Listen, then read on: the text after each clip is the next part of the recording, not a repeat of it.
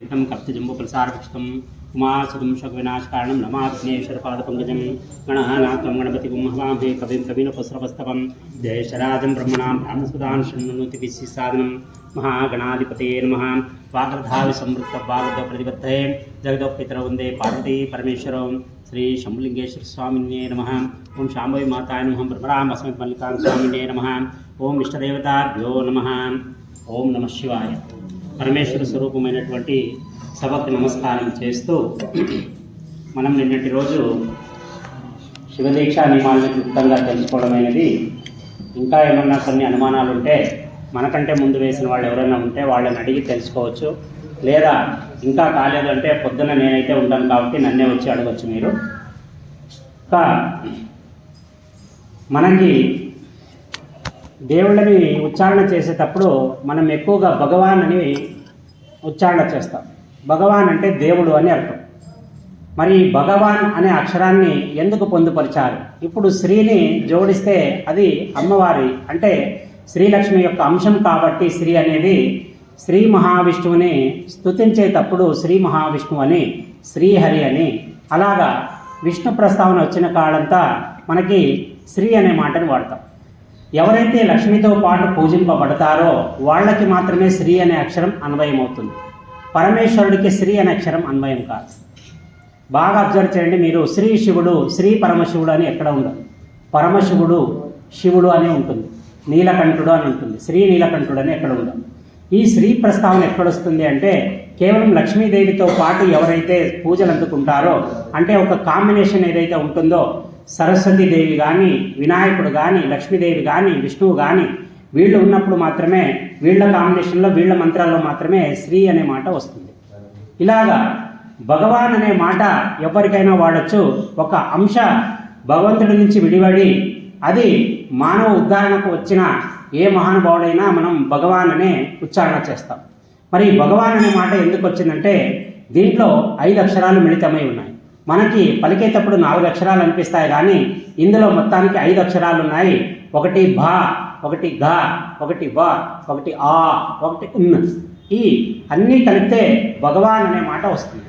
ఈ భగవాన్ అనేది ఎందుకు వస్తుందంటే బా అక్షరం పృథ్వీని అంటే భూమిని సూచిస్తుంది, గా అక్షరం గగనం అంటే ఆకాశాన్ని సూచిస్తుంది, వా అక్షరం వాయువుని సూచిస్తుంది, ఆ అక్షరం అగ్నిని సూచిస్తుంది. ఈ లాస్ట్కి ఇన్ అనే అక్షరం సంస్కృతంలో నీర్ అంటే జలం అనే అర్థం. అలాగా ఆ ఇన్ అనేది నీటిని ఇక్కడ గుర్తిస్తుంది. అలాగా ఈ 5 అంశాలు కలిస్తే మనం భగవాన్ అనే మాటని వాడుతున్నాం. భగవాన్ అని ఒక్క మాట అనడం వల్ల నువ్వు ఆ స్వామిని కీర్తించినా కీర్తించకపోయినా పంచభూతాల్లోనూ నువ్వే ఉన్నావని ఒప్పుకొని ఆయన ముందు నువ్వు సరెండర్ కావడానికి భగవాన్ అనే మాటని వాడతాం. మనకి చాలామంది అవధూతలకు కూడా భగవాన్ అని వాడతాం మనం. ఇది భగవాన్ యొక్క విశిష్టత. ఏ మాట పలికినా, ఏ శ్లోకం పలికినా సంస్కృతంలో నుంచిన ఏ చిన్న అక్షరం కానీ వృథా లేదు, ఏ అక్షరానికి కూడా అర్థం లేకుండా లేదు. అది మన దేవభాష అయినటువంటి సంస్కృతంలో ఉండే ఒక విశిష్టమైన విశేషం. ఇక మన సంస్కృతంలోనే బీజాక్షరంలోనే ఈ సృష్టి ఆరంభంలో పుట్టిన మొట్టమొదటి మాట ఓంకార శబ్దం. చాలా గ్రహాల్లో, గురుగ్రహాల్లో మన రీసెంట్గా నాసా వాళ్ళు తీసిన ఆడియో టేప్స్లో దగ్గరికి పోయి వీళ్ళు టెస్ట్ చేసినప్పుడు ఒక రైనటువంటి వైబ్రేషన్ రికార్డ్ అయింది. ఆ వైబ్రేషన్ని కనుక మనం ప్రశాంతంగా కూర్చొని ఎవరూ లేనప్పుడు మనం ఆపరేట్ చేసుకొని చూస్తే మనకి ఓంకార నాదం వినిపిస్తుంది. ఓం అని ఉంటుంది. కాకపోతే దీన్ని చాలా ప్రశాంతంగా కూర్చొని ఒక్కరే ఆన్ చేసుకొని మనకి నెట్లో గూగుల్లో పోయి సౌండ్స్ ఆఫ్ జూపిటర్ అని కొడితే మీకు గురుగ్రహం మీద ఏదైతే శబ్దం వస్తుందో దాన్ని రికార్డ్ చేసిన టేప్ రిలీజ్ అవుతుంది మీకు. అక్కడ మనకి ఓంకార నాదం ఏదో మన వాళ్ళు ఉచ్చారణ కోసమో ఏదో అలంకారం కోసమే పెట్టింది కాదు, సృష్టి యావత్తు ఓంకార నాదంతో ముడిపడి ఉంది అని చెప్పేసే మనోళ్ళు ఈ ఓంకార నాదాన్ని మన మంత్రాల్లోకి జోడించినారు. ఒక మంత్రానికి ఈ ఓం అని ఎందుకు జోడిస్తారంటే ఒక మనిషి తెలిసో తెలియకో ఓం అనే అక్షరం పలకాలంటే 3 అక్షరాన్ని ఖచ్చితంగా పలకాల వాడికి తెలియకుండా. 1 ఆ, 2 ఊ, 3 మా. ఈ 3 అక్షరాలు కలిస్తే ఓం అనే పరమ పంచాక్షరి అంటే పంచాక్షరి కాకుండా పరమ ఉచ్చిష్టమైన మంత్రం అంటే మంత్రాల్లోనే రాజమైనటువంటి ఈ ఓం అనే ఓంకార నాదం వస్తుంది. ఇక్కడ ఆ అనే అక్షరం మాట నుంచి ఆ మనకి ఆ ఊ ఇక్కడి నుంచి వస్తుంది. మా అంటే ఖచ్చితంగా నాభి నుంచి వస్తుంది.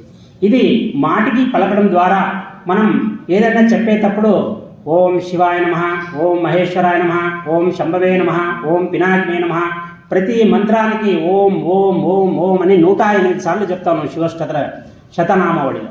ఇలా చెప్పడం వల్ల ఏమవుతుందంటే ఈ నాభి నుంచి, కంఠం నుంచి, ఈ నోటి నుంచి వచ్చే ఈ 3 అక్షరాల కలియిక ఓం అయినటువంటిది ఏదైతే ఉందో అది సంపూర్ణంగా ఒక పూర్ణత్వాన్ని తీసుకొని పరమ శక్తివంతమైన ఒక మంత్రంగా మారి తద్వారా నీ దేహంలో నైట్రిక్ ఆక్సైడ్ అనే ఒక కెమికల్ని రిలీజ్ చేస్తుంది. ఈ నైట్రిక్ ఆక్సైడ్ ఏం చేస్తుందంటే మనకు బాగా చూడండి, ఎవరైనా పేషెంట్లు హాస్పిటల్ అడ్మిట్ అయినప్పుడు ఆక్సిజన్ ఇస్తారు వాళ్ళకి అని చెప్తారు. ఈ ఆక్సిజన్తో పాటు నైట్రిక్ ఆక్సైడ్ కూడా కలిస్తేనే మీకు దేహంలోని రక్త సరఫరా ప్రతి అవయవానికి వెళుతుంది. రక్త సరఫరా ఆగిపోతే ఏమవుతుందంటే కేవలం ఆ దేహం ఎక్కడైతే ఆగిపోయి ఉంటుందో రక్తం అక్కడ నుంచి ఆ దేహం పని చేయకుండా చచ్చబడిపోతుంది. అందుకే మనకి ధమనులు, శ్రేణులు అనే దేహంలో 2 భాగాలు ఉంటాయి నరాల్లో. ఒకటి రక్తాన్ని క్యారీ చేస్తే రెండోది ఆక్సిజన్ని క్యారీ చేస్తుంది. ఈ ఆక్సిజన్ నైట్రిక్ ఆక్సైడ్ ఏదైతే కూడుకొని ఉంటుందో ఈ ఓం అనే పరమ మంత్రాన్ని ఏమైతే ఉందో ఇది నీకు దేహంలో నైట్రిక్ ఆక్సైడ్ని 1, 2 కాదు 1400% పెంచుతుంది ఒకసారి ఓం అంటే. ఈ ఓంని లెక్క ప్రకారం అయితే 32 సెకండ్లకు ఒక్కసారి అనాలా. అది సాధనలో ఉండే వాళ్ళకైతే సాధ్యమవుతుంది, మనబోటి వాళ్ళకి కష్టమే. ఈ ఓం అని పలికేటప్పుడు ఓ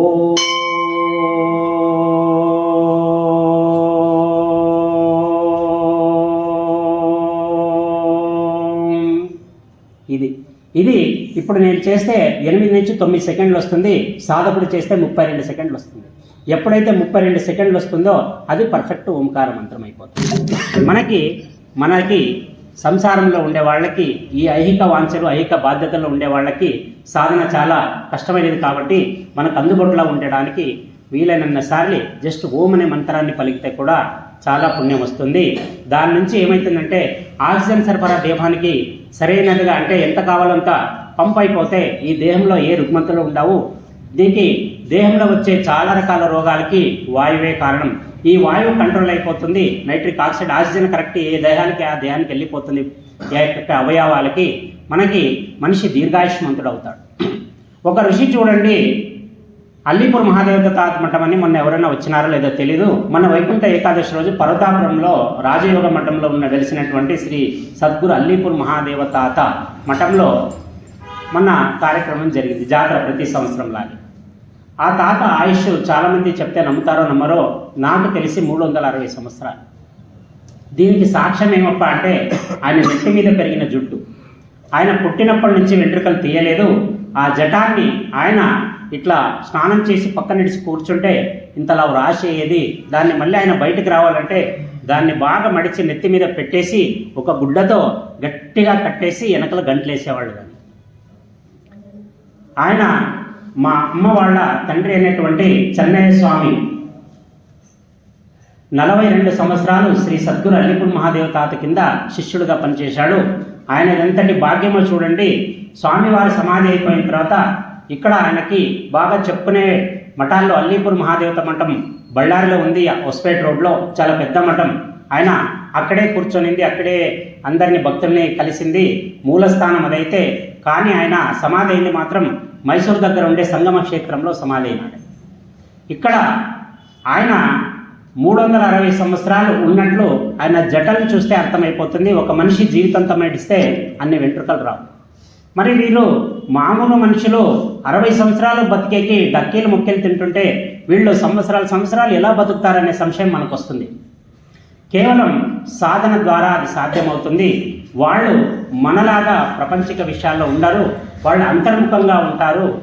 వాళ్ళకి మనకి ఉండే ఒకే ప్రధానమైన రహస్యం ఏమంటే ఆయుష్ పెంచుకోవడానికి, ఆయుష్ తగ్గించుకోవడానికి మనం ఎక్కువసార్లు శ్వాస తీసుకుంటాం, ఎక్కువసార్లు వదులుతాం. దమ్ము ఆయాసం ఉండే వాళ్ళని చూడండి, వాళ్ళు శ్వాసని మనంత సులభంగా తీసుకోలేరు. వాళ్ళు ఇలా ఈ శ్వాస ఎప్పుడైతే ఎక్కువ తీసుకుంటూ పోతారో దేవుడు నీకు లెక్క రాసేటప్పుడు నీ ఆయుష్ని సంవత్సరాల్లో రాయడాయినా నీ ఆయుష్ని నీ తీసుకునే ఊపిరి బట్టి, ఇచ్చే దాన్ని బట్టి, ఉచ్ఛ్వాస నిశ్వాసాలని బట్టి నీ ఆయుష్ని రాస్తాడు. నువ్వు 100 సంవత్సరాలు బతకాలని దేవుడు రాయడు. నీ ఉచ్ఛ్వాస నిశ్వాసాలు ఎన్ని ఉండాలని లెక్క రాస్తాడు ఆయన. నువ్వు ఎలాగ తీసుకుంటావో అవి నువ్వు 10 సంవత్సరాల్లోనే అయిపోగొట్టుకుంటే 10 సంవత్సరాల్లో వెళ్ళిపోతావు. 50 సంవత్సరాల్లో అయిపోగొట్టుకుంటే 50 సంవత్సరాల్లో, 360 సంవత్సరాల్లో అనుకుంటే 360 సంవత్సరాలు. ఇది ఎలా సాధ్యమవుతుందంటే హిమాలయాల్లో ఉండే సాధువులకి మనకి ఉండే ప్రధానమైన డిఫరెన్స్ ఏమంటే వాళ్ళు ఎంతటి సాధువులు ఉన్నారంటే ఒక రోజుకు ఒక శ్వాస తీసుకునే దగ్గర నుంచి 30 రోజులకు ఒక శ్వాస తీసుకునే మహానుభావులు హిమాలయ గుహల్లో ఉన్నారు, ఇప్పటికీ ఉన్నారు. 30 రోజులకు ఒక్కసారి శ్వాస తీసుకొని అని బిగించేసినారంటే మళ్ళీ ఒక నెల తర్వాత ఇంకొక శ్వాస తీసుకుంటారు. దేవుడు ఏ క్యాలిక్యులేషన్ అయితే చేసినారో వాళ్ళు దేవుడికి ఒక క్యాలిక్యులేషన్ రివర్స్ ఇచ్చినారు. నీవు ఏదైతే రాసినావో ఆయుష్, అదే ఆయుష్ని నేను పొదుపుగా వాడుకుంటాను, అదే ఆయుష్తో నేను ఇంకా సంవత్సరాలు బతికి మోక్షం కోసం ప్రయత్నం చేస్తాను. వాళ్ళు అన్నీ అంత ఆయుష్ ఎందుకంత ఆశపడి మనకు 60 సంవత్సరాలు ఒక్కొక్కసారి జీవితం చాలా అనిపిస్తుంది, ఇంకేం రా చాలా పోయిద్దామని. వాళ్ళు అన్ని సంవత్సరాలు ఎందుకు బతికే ఆశ వాళ్ళకి అంటే ఏదో సంపాదిద్దామని, ఏదో సుఖపడదామని కాదు. వాళ్ళు మోక్షానికి ఎక్కడ దూరం అయిపోతామో, మళ్ళీ జన్మంటూ వస్తే ఎటువంటి జన్మ వస్తుందో తెలీదు, ఉన్న ఈ జన్మని పొదుపుగా వాడాలా, జాగ్రత్తగా వాడాలని ఒక విశేషమైన దృష్టితో వాళ్ళు ఖచ్చితంగా ఈ సాధన ద్వారా మోక్షాన్ని పొందే ప్రయత్నం చేస్తారు. ఇది ఒక తాపసికి ఒక సంసారికి ఉండే డిఫరెన్స్. మనకి ఎప్పుడు ప్రాపంచిక విషయాల్లో ఉంటుంది, వాళ్ళకి ఎప్పుడు మోక్షం గురించి ఉంటుంది. మనలో చాలామంది పాపం పుణ్యం ఇవి రెండు ఉంటాయని తెలుసు. ఒక మంచి కార్యాన్ని ఒకరిని నొప్పించకుండా, ఒకరిని ఇబ్బంది పెట్టకుండా మనం చేసే ఏ కార్యమైనా పుణ్యకార్యమని అనుకోవచ్చు. ఒకరిని ఇబ్బంది పెట్టి, ఒకరిని బాధ పెట్టి వాడి బాధలో మన సంతోషాన్ని వెతుక్కోవడం ఒక పాప క్రియ కింద వస్తుంది. ఇప్పుడు పాపానికి పుణ్యం తోడైతే అంటే పాపం మంచి కార్యానికి పుణ్యం తోడైతే పాప కార్యానికి అంటే ఈ చెడ్డ కార్యానికి పాపం తోడైతుంది. ఈ పాప పుణ్యాన్ని బేరేజ్ వేసిన తర్వాత దేవుడు ఏం చేస్తాడంటే నీకు ఒక హోదా ఇస్తాడు. ఎక్కువ పుణ్యం ఉందనుకో నిన్ను దేవతల్లో కలిపేస్తాడు. ఇక్కడ బాగా చూడండి, మోక్షానికి పుణ్యానికి దేవత కావడానికి చాలా డిఫరెన్స్ ఉంది. ఇక్కడ నీ పుణ్యం ఎక్కువైపోతే, నీ పుణ్యరాశి బాగా పెరిగిపోతే నీకు దేవుడు ఒక ఫలితం ఇవ్వాలి కాబట్టి ఏం చేస్తాడు, నిన్ను పుణ్యలోకాల్లోకి తీసుకెళ్ళి అక్కడ నిన్ను ఒక దేవతగా పెట్టేస్తాడు. కానీ ఈ దేవతకి కూడా మరణం ఉంటుంది. ఎప్పుడైతే నీ పుణ్యరాశి తగ్గిపోతుందో మళ్ళీ తీసుకొని వచ్చి దబ్బని నేల మీద పాడేస్తాడు. మళ్ళీ నువ్వేం చేయాలా, మళ్ళీ పుణ్యం చేయాలా, మళ్ళీ నువ్వు దేవత స్థానాన్ని పొందాలా. ఇదంతా వద్దు, నేను ఒక్కసారి దేవుని దగ్గరికి వెళ్ళిన తర్వాత ఇంకా రాను, రిటర్న్ టికెటే వద్దు నాకే అనుకుంటే అప్పుడు నువ్వు కోరాల్సింది పుణ్యం గురించి కాదు, మోక్షం గురించి. పుణ్యానికి మోక్షానికి చాలా. పుణ్యం ఏమంటే మనం ఇప్పుడు చేసి కొద్దిసేపటికి ఆశిస్తాం, ఏం రా నేను ఇంత చేసినాను ఇంకా కాలేదు కదా అని. మోక్షం అనేది నిరంతర సాధన. ఒక పుట్టినప్పటి నుంచి చచ్చేంత వరకు చేయాలి ఆ సాధన, మోక్షం పొందేంత వరకు చేయాలి. ఈ మోక్షాన్ని చేస్తే ఏమవుతుందంటే ఈ జనన మరణాల చక్రం నుంచి, మరియు నీవు దేవత అయినా కూడా మళ్ళీ కింద పడే ఇది లేకుండా శాశ్వతంగా శివ సాన్నిధ్యాన్ని పొందుతావు. ఇప్పుడు శివుడి దగ్గర ఉండే గణాల్లో అవి రాక్షసులు కావచ్చు, దేవతలు కావచ్చు, మానవులు కావచ్చు, వీళ్ళంతా కూడా అలా మోక్షం పొందిన వారే. శివగణాల్లో ఒక్కొక్కసారి చేరినారంటే ఇక మళ్ళీ రిటర్న్ టికెట్ అనేది ఉండదు, ఈ మాయ అనేది ఉండదు, ఈ ప్రపంచం అనేది ఉండదు. ప్రపంచంలో చాలా సూక్ష్మమైన విషయాలు జరుగుతాయి మనకి తెలియదంటే. మన చూపుకి ఒక రేంజ్ ఉంది, మన చెవిటికి అంటే మనం వినే గ్రహణ శక్తికి కూడా ఒక రేంజ్ ఉంటుంది. ఇది దాటి ఏ ఒక్క చిన్న ఫ్రీక్వెన్సీ వచ్చినా కూడా దాన్ని నువ్వు గుర్తించలేవు.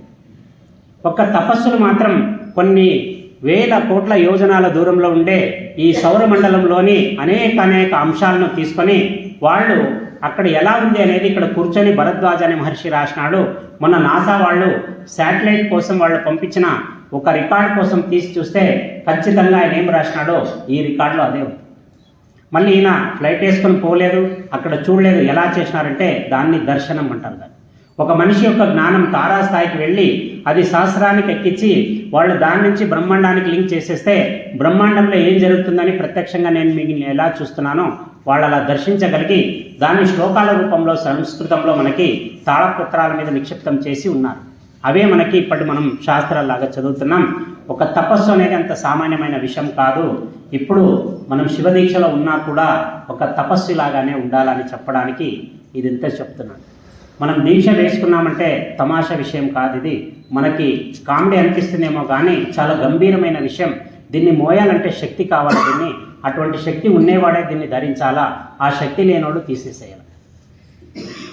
ఇక మనకి చాలామందికి ఒక యక్ష ప్రశ్న ఉంటుంది. మనకి బాగా చూడండి, ఇతరులు అంటే ఇతర అన్య మతస్థులు కానీ మీరు ఇంత పెద్ద గుళ్ళు కడుతున్నారు, ఇంత ఖర్చు చేస్తున్నారు, ఇంత ప్రసాదాలు పెడతారు, ఏం లాభం, దాంట్లో మీరు దేవుణ్ణి దర్శిస్తారా అనే ఒక ప్రశ్న వస్తుంది.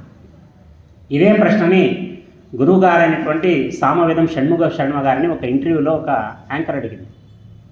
ఆయన ఎంత నవ్వుతూ చెప్పాడంటే 2 రకాలుగా చెప్పాడు. ఆయన ఎందుకండి దేవుణ్ణి పూజిస్తారు మీ ప్రశ్న అంటే ఆ యాంకర్ అడిగిన ప్రశ్న.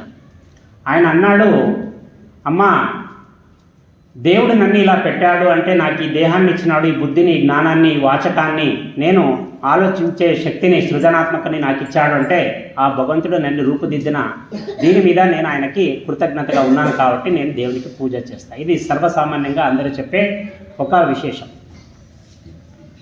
దేవుణ్ణి ఆలయాలు ఎందుకు కట్టుతున్నారు అంటే ఆలయాలు ఎందుకు కడుతున్నారు అనే దానికి ఆయన ఉదాహరణ ఎలా చెప్తాడంటే, ఒక ఆవు మనకి పవిత్రమైన జంతువు, దాన్ని మనం తల్లిలాగా భావిస్తాం, గోమాత అంటాం.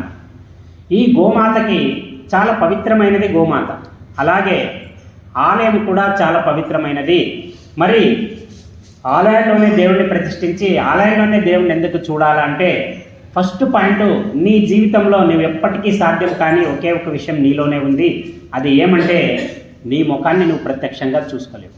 పుట్టినప్పటి నుంచి చచ్చేంత వరకు నీ ముఖాన్ని నువ్వు ప్రత్యక్షంగా చూసుకోలేవు. ఒక అద్దం ఉంటే తప్ప, ఒక నీడ ఉంటే తప్ప, ఒక కెమెరా ఉంటే తప్ప, ఇంకొకటి ఉంటే తప్ప నువ్వు నీ ముఖాన్ని నువ్వు చూసుకోలేవు. ఇది పరమార్థిక సత్యం అంటారు దాన్ని. మనం ఏవేదో ఎదుగుతాం, నీ ముఖాన్ని నువ్వు చూసుకోగలుగుతావు, అస్సలు సాధ్యమే కాదు. ఇక్కడ దేవుణ్ణి చూడాలంటే కూడా ఒక స్థానం కావాలా, ఒక అద్దం కావాలా.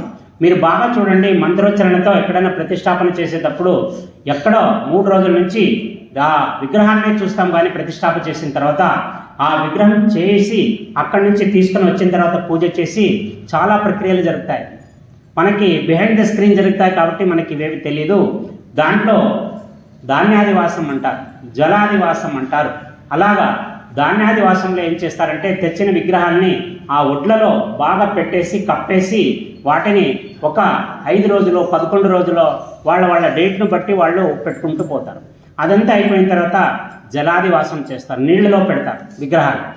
అవి కొన్ని రోజులు అయిన తర్వాత శయాదివాసం అంటే ఇక రేపు మనం ప్రతిష్టాపన చేస్తున్నాం అనగా ఇంకా ఆ మూలమూర్తికి నిద్ర అనేది ఉండదు. మీరు బాగా చూడండి, ఒకసారి ఒక ఇన్ఛార్జ్ డ్యూటీ తీసుకుంటున్నాడు, ఆయన 24 అవర్స్ డ్యూటీలో ఉన్నాడు అనుకోండి, ఆయనకి ఎప్పుడు రెస్ట్ ఉంటుంది? ఇంకా 24x365 డేస్ డ్యూటీలో ఉండే వాళ్ళకి రెస్ట్ అనే మాటే ఉండదు.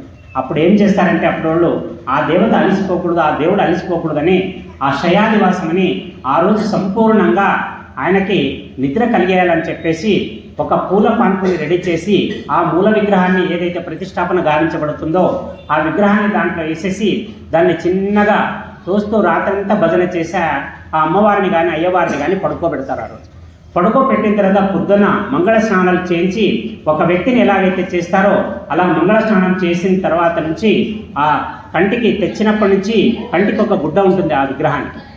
దాన్ని తీసుకొని వచ్చి అన్ని యజ్ఞ హోమాలు అన్నీ ఏవైతే ఉన్నాయో అవన్నీ చేసేసి ప్రతిష్టాపనకి జరగాల్సిన మంత్రాలన్నీ చదివేసిన తర్వాత ఇక మూల స్థానానికి తెచ్చి ఆ విగ్రహాన్ని ప్రతిష్టాపన చేసిన తర్వాత అంత కంప్లీట్ అయిపోయింది, సంపూర్ణమైపోయింది ఈ కార్యం అనుకున్నప్పుడు ప్రధాన అర్చకుడు ఏం చేస్తాడంటే అప్పుడు చివరిగా ఒక మంత్రాన్ని చెప్పేసి స్వామి ఇక్కడి నుంచి నువ్వు దీంట్లోనే ఉండాలని చెప్పి ఆయన పిలిపించి దాంట్లో ప్రవేశం గావించబడి అప్పుడు నమస్కారం చేసి వెనకల నిలబడి ఆ అర్చకుడు విగ్రహానికి వెనకల నిలబడి ముందుకు ఒక దర్పణాన్ని పెట్టేసి ఈ గుడ్డను తీసేస్తారు. ఎప్పుడైతే ఈ గుడ్డను తీసేస్తారో ఆ అద్దం బళ్ళని పగిలిపోతుంది. ఎందుకంటే అంతటి తీక్షణత ఆ విగ్రహంలోకి వచ్చేస్తుంది. మళ్ళీ మామూలు రాయికి నువ్వు 1 సంవత్సరం అంతా పట్టుకు అద్దం పగులుతుందేమో ఛాలెంజ్ చేస్తాను. ఎందుకు ఇంత చిన్న విగ్రహానికి అంతటి శక్తి ఎక్కడి నుంచి వచ్చింది అంటే కేవలం మంత్రం నుంచి వచ్చింది. ఇది దేవాలయంలో ఉండే ప్రాశస్తం. ఆయన ఏం చెప్తాడంటే, అమ్మ గోమాత మనకి తల్లిగా ఉంది కదా, మనకి పవిత్రమైన గోమాత ఎందుకు అయింది అంటే ఆవు పాలని అంటే అమృతాన్ని మనకి ఇవ్వడం వల్ల అది తల్లి అయింది కాబట్టి నువ్వు ఆవిలో ఎక్కడ కావాలంటే అక్కడ పితికితే పాలు రావమ్మా, పొదుగులోనే పితకాల, అందుకే అది తల్లి అయింది. ఈ దేవాలయం కూడా అట్లే, దేవుడు అన్ని చోట్ల ఉన్నాడు, సూచించే శక్తి మనకు అంతటి శక్తి లేదు. ఒక ప్రహ్లాదుని చూసినాడు ఆ రోజు, ఎక్కడ కావాలంటే అక్కడ దేవుణ్ణి చూపించాడు. మనకు ఆ శక్తి స్థాయి లేదు. దేవుణ్ణే చూసి మనం దేవుడు కాదనే వాళ్ళు మనలో చాలామంది ఉన్నారు. ఇతనేం దేవుడు 4 రోజుల నుంచి చెప్తున్నా ఒక కష్టం కూడా తీయలేదు. ఇది మన జ్ఞానం. ఇక్కడ మనకి జ్ఞానం కంటే స్వార్థం అనేది ఎక్కువైపోతుంది. దేవునికి ఎట్లంటే నైట్ ఒక మెసేజ్ పెడితే పొద్దునకి రిజల్ట్ ఇచ్చేయాలనే స్థాయికి వచ్చేసినాం మనం. ఎందుకంటే మనం ట్యాప్ చేస్తాం కదా వాట్సాప్లో, టక టక టక టక టక, అది చూసి చూసి చూసి ఇది కూడా అంతే ఫాస్ట్గా ఉంటుంది. కానీ దేవుడు ఇవ్వాలంటే 110 లెక్కలు ఉంటాయి నీకు ఇవ్వాలంటే. నీ పూర్వజన్మ ఫలితాలు చూడాలా, నీ తల్లిదండ్రుల పుణ్యపాపాలు చూడాలా, నీకు ఏది రుణం ఉంటుందో దాన్నే ఇవ్వాలా. ఇన్ని లెక్కాచారాలు చేసి బ్యాలెన్స్ చేసి నీకు ఇవ్వాల్సి ఉంటుంది ఆ దేవుడు. ఇప్పుడు మనమే ఒక పని చేయాలంటే పుట్టిన వెంటనే ఒక పిల్లోడు ఐఏఎస్ ఆఫీసర్ అయిపోంటే అయిపోతాడా? వాడిని పెంచాలా, వాడిని మంచి స్కూల్కి వెళ్ళాలా, ఒక ఢిల్లీ పబ్లిక్ స్కూల్కి పంపించాలా, అక్కడ వానికి అన్నీ నేర్పియాలా, తర్వాత ట్రైనింగ్ పంపించాలా, ఢిల్లీకి ఏదో రెడ్డి ఫౌండేషన్కో హైదరాబాద్ అయితే ఇలా ఢిల్లీకో పంపించి ఆయనకు అన్ని రకాలుగా అన్ని ప్రాక్టీస్లు ఇప్పించిన తర్వాత ఆయన ప్రిలిమ్స్ మెయిన్స్ అన్నీ రాసి క్వాలిఫై అయితే చివరిగా ఆయన ఐఏఎస్ ఆఫీసర్ అవుతాడు. మనం పుట్టిన పిల్లోడు రాత్రి కానీ పొద్దునకంతా నా కొడుకు ఐఏఎస్ ఆఫీసర్ కావాలని దేవుని ముందు అప్లికేషన్ పెడితే ఆయన ఏం చేస్తాడు? ఈ దానికి ఏ పద్ధతి ఉండాలో ఆ పద్ధతి ఉంటుంది. ఎప్పుడు ఏది ఇవ్వాలో భగవంతుడు అదే ఇస్తాడు. నీ ఆలోచన తీరికి దాటి ఎక్కడో ఉన్నాడు భగవంతుడు. ఆయన ఎప్పుడు కింద చేయొద్దు, ఆయన చేత కావద్దని ఎప్పుడు అనుకోవద్దు. జీవితంలో భగవంతుడు ఇచ్చినా ఇవ్వకపోయినా ఒక్క మాటే అన్న, తండ్రి నేను నిన్ను నమ్మా, నువ్వు ఇస్తావా నన్ను తీసేస్తావా నీ ఇష్టం అనుకొని చేయి, నీ పని కాలేదంటే నేను ఛాలెంజ్ చేస్తా. ఎవరైతే ఈ విశ్వాసంతో దేవుని దగ్గరికి పోతే, విశ్వాసం అనేది ఎలా ఉండాలంటే, ఒక ఊర్లో వర్షం కోసం 11 రోజులు పూజ చేస్తారు. ఇక 11వ రోజు వర్షం పడుతుంది అని అందరూ అనుకుంటే అంతటి పెద్ద పెద్ద పూజారులు వచ్చింటారు. ఊరోళ్ళంతా ఇంక వర్షం వస్తుంది చివరాకనకు పోయి హవిసి చేసి నమస్కారం చేసి ఆ గుండం చుట్టూ 3 సార్లు తిరిగితే బోర్న వర్షం వస్తుందంటే ఊరంతా అక్కడికి పోతారు. అక్కడ అందరూ మామూలుగా పోతాడు, ఒకే ఒక కుర్రాడు ఒక గొడుగు పట్టుకొని పోతాడు. యాక్చువల్గా అక్కడ వర్షం రాకూడదు, భగవంతుడు చూస్తాడు ఇక్కడికి రాకూడదు కదా వర్షం అని, కానీ ఆ కుర్రాడు పట్టుకున్న గొడుగును చూసి అక్కడ వర్షాన్ని కురిపిస్తాడు. ఇంత ఒక ఊరంతా పోయినారు కానీ ఎవరికి వర్షం వస్తుంది అనే నమ్మకం లేదు, ఏదో వస్తుంది అని. ఆ కుర్రాడు మాత్రం గొడుగు పట్టుకొని పోతాడు, అరే వర్షం వస్తే తడుచుకుంటూ రావాలి కదా అక్కడి నుంచి అని. ఆ విశ్వాసం చూసి భగవంతుడు అక్కడ మంచి కుండపోత వర్షాన్ని ఇస్తాడు. విశ్వాసాన్ని ఎప్పుడు వదలద్దు. నీకు వస్తేనే నమ్ముతాను, రాకపోతే నమ్మను అనే ఎప్పుడు మూర్ఖపు మాటలు దేవుని దగ్గర పలకొద్దు. దేవుడి లెక్కాచారం ముందు మనమంతా చాలా చిన్నోళ్లే. ఆయన మనస్ఫూర్తిగా కోరు కాలినటువంటిది ఏదీ లేదు. రెండోది, ఇక మనకి వస్తూ మగాళ్లలో వీరత్వం తగ్గుతూ వస్తుందని మొన్న ఒక హిందూ శాఖ చేసిన ఒక సర్వేలో చెప్పింది. మగవాడిలో పౌరుషం అనే అంశం తగ్గిపోతూ వస్తుంది, పర్టికులర్గా హిందూ సమాజంలో. ఎందుకు తగ్గుతూ వస్తుందని చాలా రకాలుగా చాలామంది విశ్లేషకులు చాలా రకాలుగా డిబేట్ చేసినారు దాని గురించి. వాళ్ళు చెప్పిన ఒక విషయాన్ని చెప్తే మీరు అబ్బురపడిపోతారు. ఒక మనిషికి శక్తి వచ్చేది ఎక్కడి నుంచి తెలుసా? మనం ఏమంటాం, మన దేహంలో నుంచి, మనం తినే తిండి నుంచి అని మనం అనుకుంటాం. నీకు తిండి అనేది 3 రోజులు లేకపోయినా నీలో శక్తి ఉండనే ఉంటుంది. అది అంతర్ముఖంగా ఉంటుంది. ఆ శక్తిని జాగృతం చేసే తెలివితేటలు మనకు లేకుండా పోయాయి. మరి అప్పటి వరకు వీరత్వంతో ధీరత్వంతో ఉండే మన పాతోళ్ళని చూడండి, ఆడవాళ్లతో సహా వణకే ఓబోవా అనే ఆమె ఒక సైన్యాన్ని ఇట్లా రోకలతో కొట్టి ఆ శవాల గుట్ట వేసి ఉంటుంది. మొగుడిని భర్త భోజనానికి కూర్చొని ఉంటాడు, భోజనం నుంచి ఆయన్ని లేపకూడదని నీళ్లు తెచ్చేకొచ్చినప్పుడు శత్రువులు ఆమె కోట గుండా, ఏదైతే చిత్రదుర్గ కోట ఉందో ఆ లోపలికి నవాబుల సైనికులు వచ్చేది చూసి ఆమె భర్తని భోజనం చేసి మనస్ఫూర్తిగా భోజనం చేస్తున్నాడు, లేపకూడదని చెప్పేసి తాను తెచ్చిన నీళ్ల బిందెని అక్కడ ఒక కొండ మీద పెట్టేసి ఒక రోల్ తీసుకొని ఆ రోల్తో వచ్చిన వాళ్ళని కొట్టడము, అక్కడ కుప్పయ్యడం, అలాగా ఆమె దాదాపుగా 180 మందిని చంపుతున్నాయి. భర్త లేచి చూసే లోపల ఆమె భద్రకాళిలా కనిపిస్తుంది. 180 మంది శవాల గుట్ట మీద నిలబడి ఉంటుంది ఆమె. అది ఒక సనాతన స్త్రీకి భర్త మీద ఉన్నటువంటి విశేషమైన గౌరవం. అప్పుడు ఆమె భద్రకాళిలా కనిపించడానికి కారణం ఏమంటే, అప్పుడు ఆడవాళ్ళు కాసంత బొట్టు పెట్టుకునేవాళ్ళు.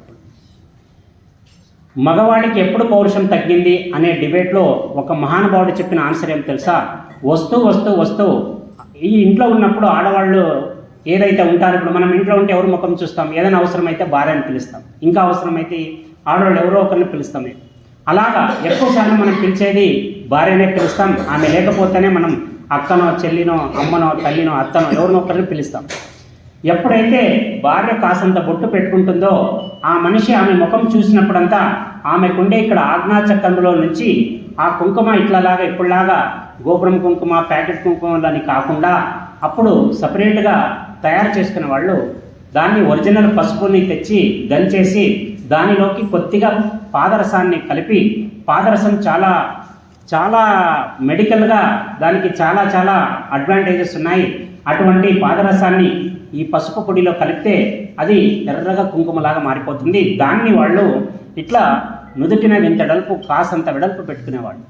అలాగ వాళ్ళు మనం ఎక్కువసార్లు వాళ్ళకి చూసినప్పుడు వాళ్ళ ఆజ్ఞాచక్రంలో నుంచి వచ్చిన ఒక ఈ పాజిటివ్ వైబ్ లేదా పాజిటివ్ వైబ్ అని ఇప్పుడు వాళ్ళు చెప్పే ప్రకారం ఆ వైబ్ నుంచి ఈ మనిషి ఎవరైతే చూస్తాడో ఆమెని ఒక శక్తి అంశం ఆయనలో ప్రవేశించేది. అలాగా ఎప్పుడూ నిరంతరంగా శక్తిని చూసి చూసి చూసి ఆయనకి శక్తి లేదనే మాట ఉంటుండలేదు. పౌరుషం కూడా అలా ఉండేది. ఒక్కొక్క మనిషిని 10 మందిని ఎత్తి పారేసేవాళ్ళు ఇప్పుడు ఒక మనిషిని అర్ధ మనిషిని కూడా ఎత్తలేడు. ఎందుకంటే దేహానికి శ్రమ తక్కువైపోయింది, దానికి తోడు అలవాట్లు ఎక్కువైపోయినాయి, దానికి తోడు మొబైల్స్ ఉన్నాయి. ఇక శారీరక శ్రమ అనే మాటనే మర్చిపోయినాం. మనం ఒక 6 గంటకు వచ్చిందా సెల్ తీసుకో, కాళ్ళు చాపుకో, చూసుకో, ఏమొచ్చింది దాంట్లోని? ఏది రాదు. సాధన ఎంత కఠినంగా ఉంటే దేహం అంత పటిష్టంగా ఉంటుంది. ఎప్పుడైతే ఈ ఆడవాళ్ళు ఇంత పెద్ద చుక్క దగ్గర నుంచి టిక్లీ టిక్లీ టిక్లీ చేసి ఇప్పుడు ముండమొప్పులు ఎవరో మంగళిలు ఎవరో అర్థం కాకుండా అయిపోయింది. ఎందుకంటే పెట్టుకుంటే పాపం నుదురు నల్లగా అయిపోతుంది. అన్ని మతాల వాళ్ళు వాళ్ళ ధర్మాన్ని చాలా నిక్కచ్చిగా పాటిస్తున్నారు. ఎక్కువ డిస్కౌంట్లు ఉండేది మన హిందూ ధర్మంలో. వెంట్రుకలు ఇంత ఎడలు పిడుచుకొని వస్తే మనం చాలా సంతోషం, ఎన్ని వెంట్రుకలు ఉన్నాయి మనకు. ఒక ముస్లిం సంప్రదాయంలో కానీ ఒక క్రిస్టియన్ సంప్రదాయంలో కానీ వాళ్ళు అక్కడ చర్చలకు పోతానే ఇట్లా కొంగుని పైన వేసేసుకుంటారు. ముస్లిమ్స్ అయితే మీకు తెలిసిందే, మనం చెప్పాల్సిన పనే లేదు, హిజాబ్ ఉంటుంది. ఒక్క వారిది మనకే మన పిల్లల పట్ల పెద్ద అవగాహన లేదు. అందంగా కనపడాలి మన పాప, అంతే. ఆచారంగా ఉండాల్సిన పనిలే, అందంగా ఉంటే చాలు. ఈ కోవల నుంచి మనం బయటకు వచ్చి ధర్మాన్ని నిలబెట్టుకోవాలా. ఇలాగే యంగర్ జనరేషన్ని మనం ప్రిపేర్ చేయాలా ధర్మం గురించి. ఈ పాదరసం పసుపు కలిస్తే ఏమవుతుందంటే శక్తి ఏదైతే ఆవాహన అవుతుందో, ఎందుకు భర్త లేని వాళ్ళకి కుంకుమ పెట్టుకోవడానికి లేదంటే అప్పుడు పసుపు కుంకుమ ఇలాగే తయారు చేసేవాళ్ళు. అలా పెట్టుకుంటే ఏమవుతుందంటే ఒక శక్తి ప్రసరణ జరిగి భర్త వీరుడవుతాడు. రెండోది కామోద్దీపన కలుగుతుంది. అప్పుడుండే స్ట్రెస్కి, అప్పుడుండే ఫ్యామిలీలకి, ఒక ఇంట్లో 20-25 మందికి వండి పెట్టాలంటే శారీరక శ్రమ చాలా చాలా ఎక్కువగా ఉండే.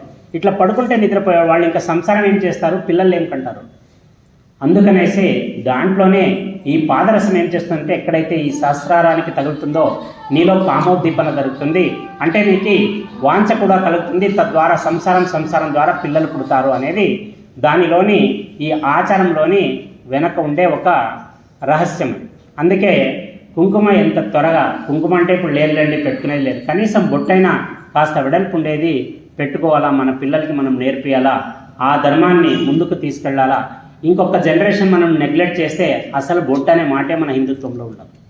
అప్పుడు క్రిస్టియన్స్ ఎవరో, ముస్లిమ్స్ ఎవరో, హిందువులు ఎవరో గుర్తించలేని దౌర్భాగ్య స్థితికి హిందూ ధర్మం వెళ్ళిపోతుంది. అటువంటి పరిస్థితులు వద్దు. నేను ప్రతి సంవత్సరం ఇంత కష్టపడి ఇవన్నీ కూర్చుకొని మీకు చెప్పే పని ఏమంటే ధర్మం నిలబడాలా. దానికి మన వంతు మనం సచ్చే లోపల ఏదో ఒక 2 మనుషులు 5 మందిని 10 మందిని మార్చితే కనీసం నేను చచ్చిన తర్వాత అరే ఆ స్వామి చెప్పిండరా పుణ్యాత్ముడని ఒక్కడనుకున్నా మన జీవితం సార్థకత అయిపోతుందనే ఇవన్నీ ప్రయాసాలు మనకి. ఇక ఒకసారి భీష్మునికి మనకు బాగా తెలుసు ఇచ్ఛామరణం అనే వరం ఉంది. అంతటి మహానుభావుడు భీష్ముడు.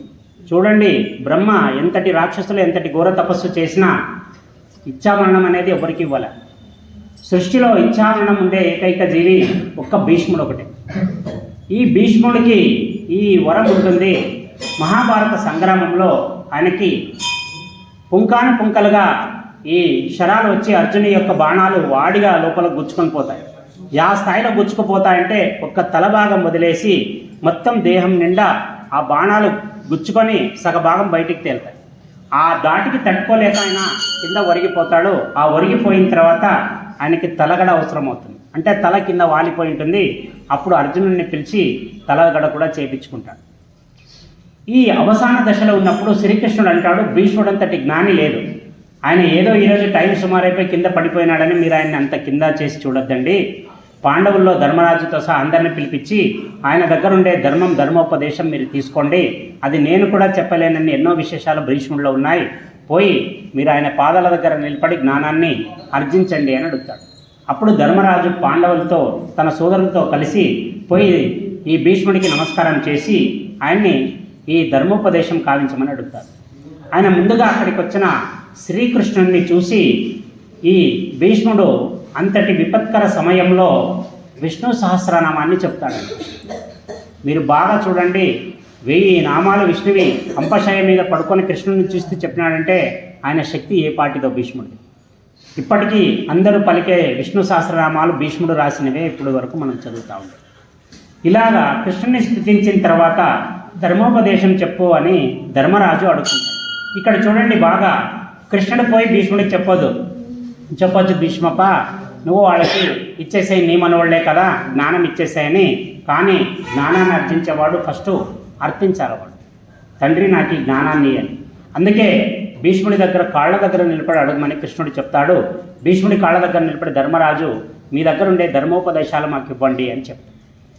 అలా భీష్ముడు అంపశయపై 58 దినములు ఉంటాడు. ఆయనకి ఇచ్చామరణం, ఎందుకంటే దక్షిణాయనంలో యుద్ధం జరిగింటుంది. ఉత్తరాయణం వచ్చేంత వరకు వేచి చూసి ఉత్తరాయణంలో ప్రాణం పోతే వైకుంఠానికి చేరుతాను, లేదంటే మళ్ళీ మానవ జన్మలోకి రావాల్సి వస్తుందని ఆయన 58 దినముల పాటు అంపశయపై ఉండి 59వ రోజు చనిపోతాడు. అలాగా అంపశయపై ఉన్నప్పుడు వీళ్ళు ధర్మోపదేశం అడిగితే దూరంగా ద్రౌపది నిలబడి ఉంటుంది. ద్రౌపది చిన్నగా నవ్వుతుంది. అప్పుడు కృష్ణుడికి కోపం వస్తుంది. కృష్ణుడు పాండవులతో సహా కాస్త కోపంగా ద్రౌపదిని చూస్తాడు. ద్రౌపది తల ఉంచుకుంటుంది. అప్పుడు భీష్ముడు నవ్వుతూ అంటాడు, ఆమె నవ్వుకు నాకు కారణం తెలిసింది. వీళ్ళందరూ మళ్ళీ భీష్ముడు వైపు చూస్తారు. ఇంత విపత్కర సమయంలో మేము ఇంత బాధలో ఉన్నాగా నవ్వేలా పుట్టింది ఈమెకి. అప్పుడు భీష్ముడు అంటాడు, ఆమెనేమనకండి, ఆమె నవ్వు సమంజసమే, ఇంతకీ ఏమనుకునిందే నేను చెప్తానని చెప్పేసి అప్పుడు భీష్ముడే చెప్తాడు. ద్రౌపదిలోని మనసులోని మాట భీష్ముడు ఈ విధంగా చెప్తాడు, ఆ రోజు నిండు సభలో నాకు వస్త్రాపహరణం జరిపేటప్పుడు రాని ధర్మోపదేశం ఈరోజు వీళ్ళకేం చెప్తాడు అని ఒక వెటకారంతో ద్రౌపది నన్ను చూసి నవ్వింది. ఆ మాట నాకు గుచ్చుకొనింది, ఆమె మనసులో మాట నా గుండెకి తెలిసింది నాకు. అప్పుడు అంటాడు, ద్రౌపదిని పిలవండి అని చెప్తాడు. ద్రౌపదిని పిలిస్తే అప్పుడు అంటాడు, అమ్మా తల్లి, నువ్వు నవ్వడంలో నాకు ఎటువంటి బాధ లేదు, నేను చేసిన పాపకి నేను ప్రాయశ్చితం అంటే దాని కర్మని నేను అనుభవిస్తున్నాను ఈరోజు. కాకపోతే నీకు ఒక క్లారిఫికేషన్ ఇస్తాను. ఆ రోజు దుర్మార్గుడిగా ఉండి ఈరోజు పుణ్యాత్ముడిగా నేను ఎందుకు చేస్తున్నాను అనే దానికి ఒక క్లారిటీ ఇస్తా, లేదంటే నీకు చెప్పడానికి ఎవరు ఉండరు ఈ ప్రపంచంలో, నేను వెళ్ళిపోతున్నా.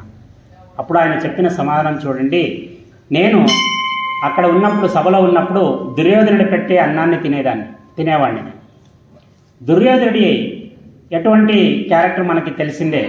ఎప్పుడూ ఇంకొకరి మీద అధికారం చలాయించడం, ఇంకొకరిని బాధపట్టి తాను సంతోషపడడం, ఇటువంటి ఈ క్రూరమైన చర్యల వల్ల దుర్యోధనుడు స్వాభిమాని అయినప్పటికీ కూడా చాలా విషయాల్లో ఆయన ధర్మాన్ని తప్పాడు.